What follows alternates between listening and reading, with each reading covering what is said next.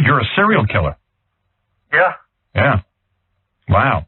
And you get away with it, I guess, because they're hookers, and so far nobody's... What? Is this Howard? Yeah. Hello? Hello?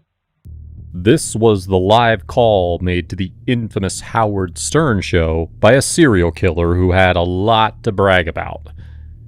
The show was famous for having an indecent and raw taste, which made it the perfect place for a man named Clay to talk about the kills that remained unsolved to this day. In this video, we're taking you through the live call on the Howard Stern show and the story of the notorious Storyville Slayer. From July of 1991 to April of 1996, there was a string of killings that took place in New Orleans. There were 24-plus victims found, some that were ID'd, and some that were so decomposed that they couldn't be ID'd. The police were getting nowhere, not even with a task force dedicated to taking down the Storyville Slayer. At the time, there wasn't much technological advancement, so there was very little DNA to act on, and even less evidence to go on about.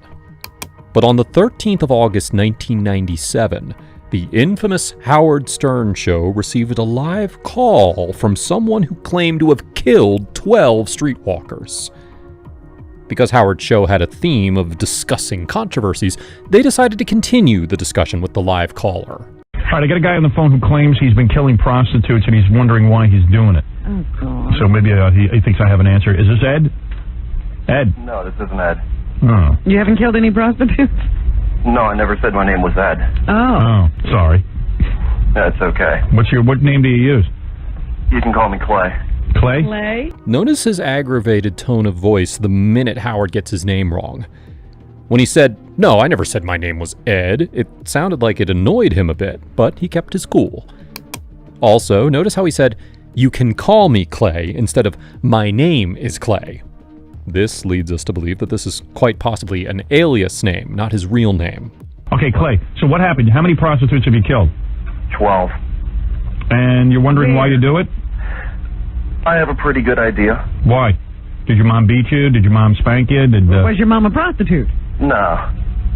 Actually, nothing like that. What is it then? I think I just do it for the sense of the power. Right. This is when you know you're dealing with a real psychopath.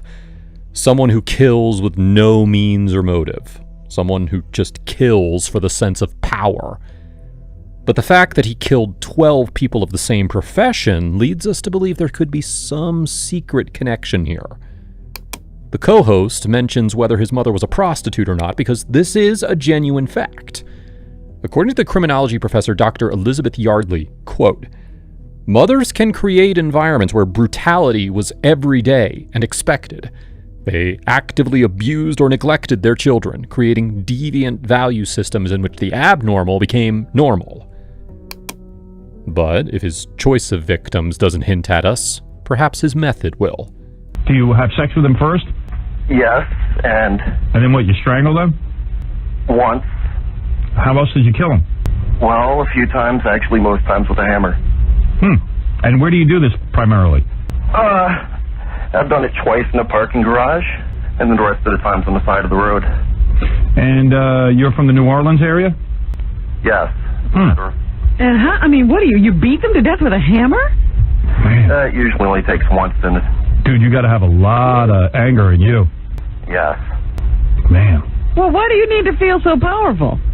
He's got some issue with women, but like some shrink's got to look into it. It's not even worth. I mean, you might as well just kill yourself if you've killed 15 people. And that means you're heartless. Did you used to kill small animals? No, I've killed a rat. Yeah. See, a lot of guys start out killing kittens for some reason. Yeah, they kill something before they start with humans. If my kid like killed a kitten or something cute, I'd probably just, figure, well, this is it. They're going to be serial killers. Kill them. Dude, you're a serial killer. Yeah. Yeah. Howard's trying to wrap his mind around the motive, his reason to kill.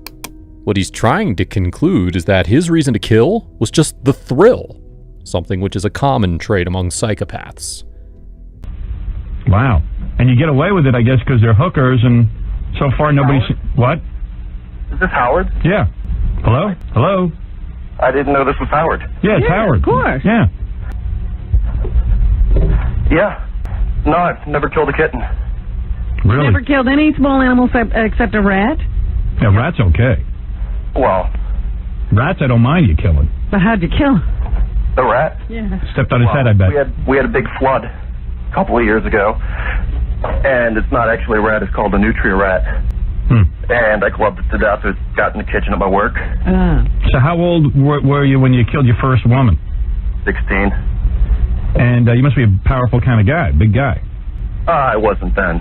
Right. And when you killed your first one, did you go in there knowing you were going to kill her, or it just sort of happened? I knew I really had it planned out. You know, I wanted to do the whole sending clues. Right. Oh yeah, are you wanted in? to baffle people, but it turned out no one noticed for a long time. Right. Like you killed her on the side of the road? Her, that was the parking garage. Okay. And then what'd you do with the body? You dumped that somewhere? Yeah, actually, I think she's probably one of the ones that they found. He claimed to have staged his first kill with features that would show that this is the work of a serial killer, but in a bragging tone. He claims the police never thought of it. According to the police reports, the unknown killer's first kill took place in August of 1991, which was 17-year-old Danielle Britton. She was found in a ditch in Algiers, New Orleans, and according to the autopsy report, she had been beaten and strangled. This description matches exactly with Clay's first kill. He didn't want to be famous or draw attention to himself. But my problem is... No, that's what I wanted to do, but... Oh, but you did, but no one noticed the clues. I never sent the clues. I never left anything. You know, I wanted to have my own little signature. Right. I wanted to thumb paint Oh, it's, with their thumbs. Oh really? what do you want to do? Thumb paint with their thumbs. Thumb paint what, though? I don't know. Oh, anything. It was in a comic book a couple of years ago. Just seemed like a good idea. Like you take the girl you killed, you dip her thumbs in paint, and then you do like a thumb painting? Yes. On a piece of paper? Yeah. It's possible he's talking about the Joker villain from the Batman comics. After leaving the crime scene, he'd always leave his calling card, which many of us know was the Joker card. He wanted to spice it up by doing thumbprints, but for some reason he never got around to doing it. Perhaps he was hyped up with the sense of power that he didn't feel like doing it. It's still unknown as to why he did it and what his real identity is. Now, after you kill somebody, do you play with the body? Actually, the closest I've ever done to that is I always make sure I pay them and I make sure they keep their money Oh really? when they're still alive. But with one of them, I did put the money in a compromising place. I see. But this one, you know, it had a penis. Oh really? It was a guy. Yeah, I didn't know at first. So do you ever get... Do you think the reason you're so angry is because you were abused or something? No, I wasn't abused, Howard. Where's your family? You got a wife? I mean, you got a mom, a dad, a wife, children. You got any of that? I've got a couple of kids, but I'm No wife. not married to the mother. He just talked about one incident where the person turned out to be a guy. According to the police reports, in June of 1992, the body of a 25-year-old transsexual named George Williams was found, who worked as an exotic dancer at a New Orleans nightclub. On July 25th, Noah Filson, a 33-year-old transsexual who went by the enchanting name Brenda Bewitch, was found dead in the waters of a canal near I-55. The comment about his victim having a penis could possibly mean he's talking about them. Yeah, Howard, that's pretty funny because the only suspect they had when they started finding the bodies was a black police officer. Oh. Turns out one of them was associated with them. Oh really? Are you on drugs? With this comment, he's referencing how after 3 years of a killing spree, a task force was created in 1995 that narrowed down a black police officer as their prime suspect. That person was Victor Gant, who had an intimate relationship with one of the victims named Sharon Robinson, so there was a connection. Gant had a reputation for being corrupt after several informants complained that he was running racketeering operations against various criminals. According to the police report, the victim he had a relationship with claimed that he punched her and broke her nose. It looked very bad for Gant, as she should have testified to this in court, but she was found dead on the 1st of May 1995. The investigation claimed Gant killed both her and her friend Karen Evester, and according to the victim's friends and acquaintances, he held a personal grudge against them and spoke negatively about them on multiple occasions. Fortunately, it was his dirty habit of chewing tobacco that saved him, as some was found near Evester's body.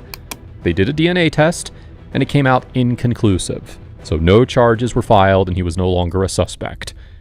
You can imagine how much the actual killer was laughing when he saw the police go after the wrong person. So after you killed the first 60-year-old, like you finished. No, I was 16. Oh, that's right. I'm sorry. She was. All right. So you finished with your sexual gratification, and then you. Not always, no. Not always. You don't even want to get laid sometimes. No, You just want to kill. I'm just bored. Right. But does the killing sexually satisfy you in some way? I can't believe Ed McMahon's not laughing. I've eaten off thinking about it later. Yeah. What do you say? That's about it. He's pleasured himself thinking about it later. Oh, he has. Okay. Now, how far apart are these murders? Like, do you murder and then, like, you feel satisfied for a while? I don't even understand why I do it, Howard. I don't know if I ever get any satisfaction. But how the often? closest to gather anywhere was the same night. Really? You killed 2 people in the same night? Yeah, but I went to Mississippi for the second one. So there's no pattern to how many weeks or days between murders? No. Are these mostly white chicks or black chicks? Fair number of them have been black. The transvestite was black. You think there's some racial motivation here? No, Howard. They were just, let's just say a Jimmy Swaggart town. Jimmy Swaggart town. Don't know what that means. Me neither, but... That's pretty much the area around here where the prostitutes all hang out. Oh. I see. And it's just whoever comes up to you. You don't pick a certain type? I don't even approach them. I wait for them to approach me, Robin. So that's like them asking for it. We can see why the victim profile is not only consistent, but also changing over time.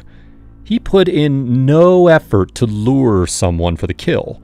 He felt as though these streetwalkers would willingly go with him to his place. No one would even call to check on their disappearance. Not only were they streetwalkers, but in the majority of the cases, they had a history of substance abuse. So there's no motive here. He just killed for the thrill and to escape boredom. Clay was truly a psychopath. Do you ever, like, look into their eyes and go, you know, gee, these people were just children at one point, and maybe they just had a tough life? I've let a couple go. You have? Like, what happened? You're in the middle of killing them, and then they what do they say? Why would you let one go and kill the other? There was this one. Go ahead. I think she was probably really new to it. Yeah. There was just something about her. Maybe she reminded me of my ex-fiance, but... Right. You somehow relate... More of an innocent quality. You somehow felt bad for her. Yeah. And you have a fiancé, so you're planning to get married? No. He had one. Oh, he had one. No. If I wouldn't be a suspect, believe me, she'd... Well, let me ask you, why'd you did you start to kill her and then, like you said, forget it? Or you just never even... Not even. You just had sex. You just had sex with her and then you let her go. I didn't even have sex with her, Howard. Well, that's weird. Now that's weird. I mean, he just really felt sorry for them. I don't know what... While we're not 100% sure, it sounds like he's talking about Brenda, who, according to the police reports, escaped the killer's attempts. It was in July of 1991 when Brenda testified that she got into the car of an unknown man, and after a conversation with him, the man strangled her and dropped her off on the streets. According to the case files, her testimony and description led to a composite sketch of the attacker, and she described that he was muscular, well-dressed, and possibly a middle-aged black male. Now, of course, Clay said that he was a white guy, so it's possible it wasn't him. But he did have the same MO, so that's why we believe that he could be linked to Brenda. What she was doing what she was doing, but... Are you a big fat mess? But she got off lucky. Are you a big fat mess, or are you like a fairly good-looking guy? I'm not a big fat mess. I wouldn't call myself good-looking. I don't know what I'd call myself, Howard. Right. Do you have a decent job and all that stuff? Sounds like a bright guy. Not decent like you have. Yeah, well, we got ridiculous jobs. You can't get these. I don't even know that I'd call this a job. You know what I mean? This is not a normal job. It's a made-up job. Yeah, this is a job that's totally useless. You know what I mean? Like, nobody really needs it. It's a scam. To me, a job is like something like, a UPS driver is a job. All right. Not now. Thank you, Ed. Maybe this is a UPS driver. Ed laughs, but he has no job either. At this point, you might be wondering whether this call or this show's segment is fake or not. Many Howard Stern fans thought the same because Howard sounds so calm and even suggested that he strangled them, even though he had no mention of this at the time. This is just one of the points which compelled people to think that the call was staged. But, based on the history we've been looking at, he's actually speaking the truth. This is always weird, but I'm bringing, at least we can sort of get into the mind of a guy who serial kills. I think he's 100% on the level. So you killed your first woman. When was the last time you killed? It's been a few months. Right. Actually, it's been going on a year. You're like the Boston Strangler, man. Maybe I should option your story. So, what do you think you're going to do? Do you think you're going to kill yourself? Do you think that Are you going to kill again? Can you stop this? If I killed myself, I'd miss the next Batman movie. Right. You don't want to do that. No. As a fan. Actually, I'd actually kill myself to miss why that. would you want to stay for that? No, but in all seriousness, I mean, do you think that you can control this? Do you think you can stop? I think I have been. Oh, you have been for the last couple of months. A year he hasn't killed. Oh, a year? Yeah. Almost. So why do you think you stopped killing all of a sudden? I really don't know, Howard. Part of it had to do with my car broke down. Oh, no transportation. Seriously? That's the reason? Well, that was the reason for a month, but after that, I guess it was all self-control. Wow. Oh. So you don't want to do this anymore? No, he wants to do it, but he's controlling himself. Like you want to kill women, right? Sure. Yeah. This part is very important. The fact that he stopped killing because his car broke down will actually help us link him to someone. In 1994, a person was allegedly found masturbating in his car by the police, which had been parked by the road. This was near the ditch where two victims of the killer named Cheryl Lewis and Dolores Mack's bodies were found. When the police saw him, he was forced out of his car and told to show his driver's license. He explained that he stopped for an oil change and to fix the brake pads, and even willingly allowed his vehicle to be searched. Turns out, there was nothing in his car that proved that he was doing any form of car repair. There were no tools and no flashlight, which would be necessary for repairs at night. He was booked and ID'd as Russell Elwood. He was a native of Massillon, Ohio, who moved to New Orleans, but lived in a squalor, had no permanent residence, was never married, and used to do photography jobs and cab driving. He was also arrested several times because of his addiction. Anyways, on the 23rd of July 1997, after the task force to take down the serial killer was formed, Colonel Walter T. Gorman of the Jefferson Parish Sheriff's Office and other task force members traveled to Sebring, Florida, where Elwood lived. During his interrogation, Russell Elwood admitted to frequenting black streetwalkers throughout his life and claimed to know more than 100 girls. He also talked about his addiction, but he maintained an innocent stance. It's a possibility that Clay, the serial killer here, could be Russell Elwood. And what do you like? Do you enjoy seeing them struggle as you kill them? Actually, none of them really struggle. Do you hit them from behind, or do they see it coming? I can't get inside their minds, but let's just say I hit them. But, I mean, are you facing them? Yeah. Well, so you can see their face and everything when you do it. Yeah. The worst I've ever gotten was, one tried to grab my neck. I've never gotten any of the claw marks or anything that are, dead giveaways. Right, you must be very powerful. I wouldn't call myself powerful, maybe, intimidating. Mm-hmm. Why did you choose this method? I didn't, Robin. Like I told you, I really wanted to cut things up, mail things, send clues. No, she means why did you use a hammer? Do you think you... Because it was in a book I read. Oh, everything's come from cartoons and else. Yeah. When's the last time you got laid? Last week, Howard. Oh yeah, so you didn't kill that girl? No. Because she wasn't a hooker. No. Right. It's only hookers, though. A lot of serial killers are only into hookers because they know A, easy. Probably won't get caught, and B, they have some kind of anger toward hookers. Like, did you think your mom was a hooker or something? No, Howard. Your parents married and stay together and the whole thing? Yeah. Church-going people? That'll do it. Well, one of them, but... Yeah. Religious fanatics give birth to the most serial killers because they're so repressed. Yeah. So there's no way I'm going to talk you into giving yourself up or anything, right? No. I shouldn't even waste my time. I know I'm going to get calls after this, and people are going to go, Howard, how come you didn't catch him? Has anybody ever been close to catching you? No. No, actually, someone, once when it was in the newspaper, someone joked to me, I know it was you, but, well, they were joking. Right. Yeah. You think you might be gay? I hope not. Right, maybe you're a repressed homosexual. Were you ever molested? No. Do you have a lot of tattoos? I don't have any tattoos. I wouldn't do that to myself. Right. And do you get high before you do this? I've gotten pretty drunk before. Yeah. Little animal. Lame. Still no motive, no reason to kill. Even his killing method is inspired by comic books and cartoons. Well, I got to say, I wish he would die, but, you know, what can I tell you? Maybe this is sort of good that you're talking about it with me, and maybe it'll keep you under, like maybe I can't get you to turn yourself in. Like a valve, and he'll be able to go another year or something. Yeah, but maybe somehow, you know, you won't do it anymore. What about your kids? You want them living in a world with people like you? Hasn't really analyzed it, though. Anyway, I mean... Yeah. It's kind of lonely, though. You can't tell anybody about this. I'm the only guy you could... Am I the only guy you ever told about this? Yeah. Wow. I guess that's sort of an honor. I've told a couple of women, Howard, but... They're dead. Yeah. Do you tell them first and then you kill them? Yeah. What do you say to them? Let me... Fun. All right, let's see. Every now and then you can play the running game if you're out in the middle of nowhere, and we got a lot in the middle of nowhere down here. Right. So, in other words, let's say you're with a woman, right? A hooker. Yeah, Howard. And you say to her, okay, honey, you know, you just had sex and everything. What do you say to her to torment her? How do you break the news to her that she's going to die? It really depends on my mood. Just give us an example. Well, if I wanted to, I could just say Baba Booey, but that would be pretty, No, come on, be serious. What do you say to him?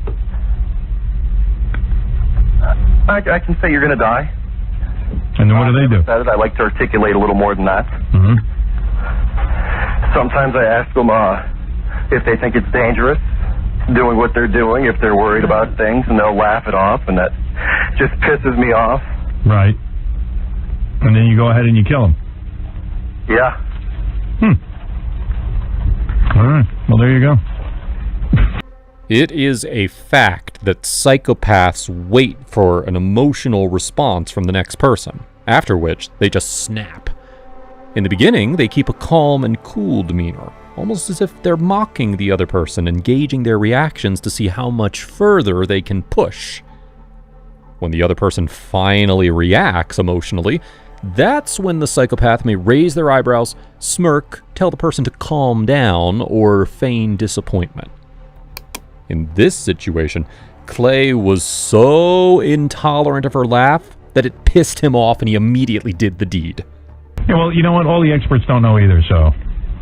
Well, here's a guy, just another story. He's out there. Well, you know, it substantiates my theory. Did you get jealous of Cunanan? Is that why you're talking to us now? No, actually, I was thinking about writing a musical about Andrew Cunanan, but... Guy's a comedian, too. Huh? Guy's a... Hey, some psychologist is on the line. You want to talk to him? Sure. I mean, since you're looking for answers. Sure. Okay. Let's see. Okay, yeah. Robert? How you doing, Howard? Hey, man. Go ahead. Just wondering, how long did this guy wet his bed when he was a young boy? Are you serious, or are you just trying to make a joke? No, I'm totally serious. Did you wet your bed when you were a young boy? No. Didn't do that at all. No. How about starting fires? Huh? How about starting fires? Sure. Yep. You did start fires? Yeah. How old were you? How old were you when you... For people that get into serial killing to start fires, wet their bed when they're young. Along with the mutilation of little animals, but he said he didn't do that, so... Right. That's kind of something that was missing. But fires was in your history, right? You could say that. Yeah. Yeah, it's a lot of, it starts off as external ways of showing off their anger, and then they move on and go on to bigger and better things, I guess. Wonder why this guy kills. Did you have any guess? I don't know. I think you're right on with something with his family, Yeah, what's childhood. he so angry about? Right. Unfortunately, he's real angry, and he's out there hurting a lot of innocent women. Yeah, what do I do with a guy like this? Just hang up and forget about it, or is there anything I can... Depends on, Howard, what are you going to do? Of course, you're not going to, turn him in, but... Well, I mean, I would, but I can't. I mean, a lot of people would want to turn him in, but what can you do? You talk to him, try and figure out what's going on. Yeah, all right. That's right. Then I'll probably just hang up. Okay. Okay, thanks a lot, All right, Howard. thanks, man. All right, thanks, guys. Thanks, Mr. Serial Killer. You know, I mean, Want to give us your name? yeah, I mean, I know I'm not going to get him to turn himself in. I've had calls from people who go, well, why didn't you do something? I go, well, what am I supposed to do? The guy's on the phone. Crawl through the phone and get him? Yeah. They were like, well, why don't you trace these calls? And I'm like, well, I don't have that equipment. Yeah, what are we, the police? I can't even get a phone system that works for air. Let alone a tracing thing. Oh, Jackie's back there bumming out.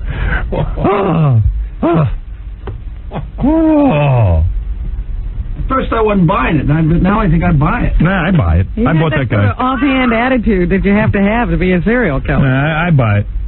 When he said Baba Booey, I was hoping he was going to break it. Yeah. Yeah, you horse-tooth jackass. Right. He snapped right back, you know. Yeah. No, I think he was the real deal. I'll tell you the truth. Okay, Tom, you're on the air. Howard may not have the tracing equipment, but the FBI sure does. The very next day, after many viewers complained about the show, the FBI seized the call recordings and tried to trace them to a location. The closest they got to the real Clay was that man named Russell Elwood. Another reason why he was a potential suspect was that during his 85 days in jail in August of 1997, Elwood literally implicated himself in the New Orleans killings, according to his cellmates. After going through very substantial evidence and testimonies, Russell Elwood was sentenced to life without parole on the 17th of August, 1999, for the murder of Cheryl Lewis. The rest of the murders remained unsolved to this day. Today, the nickname Storyville Slayer is given to the serial killer who was behind this rampage and called The Howard Stern Show. And while we can't say for sure it's Russell Elwood, only time will tell if he gets convicted for the other kills or if the real serial killer is exposed.